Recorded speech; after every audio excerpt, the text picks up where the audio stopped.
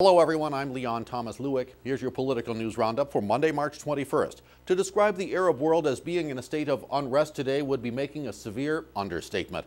In Libya, a coalition involving the U.S., UK, France, and others continued to pound away at Libyan military forces and establishing a no-fly zone. While that's going on, anti-government uprisings were happening in Yemen, Bahrain, and in Syria. In Libya, officials said the airstrikes have caused forces loyal to dictator Muammar Gaddafi to pull back from their assaults on rebels in the eastern part of the country. A U.S. military leader said plans call for expanding the no-fly zone to the west, eventually to include the capital city of Tripoli. The coalition action against Libya is not drawing universal support.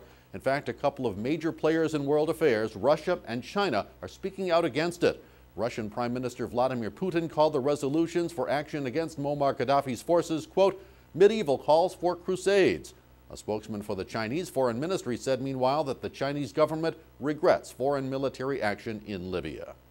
President Obama's South American travels take him today to Chile. He's meeting with President Sebastián Piñera, and he's expected to speak publicly later in the day to congratulate Chileans for moving away from a military dictatorship and into a democratic government.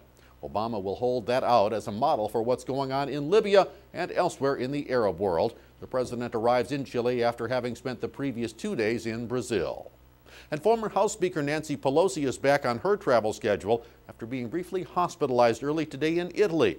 A spokesman said Pelosi was not feeling well after arriving in Italy after a weekend visit to Afghanistan. She was released shortly after her clinic stay. Pelosi, the first woman and first Italian-American to become House Speaker, is in Italy to be part of the country's celebration of 150 years of unification.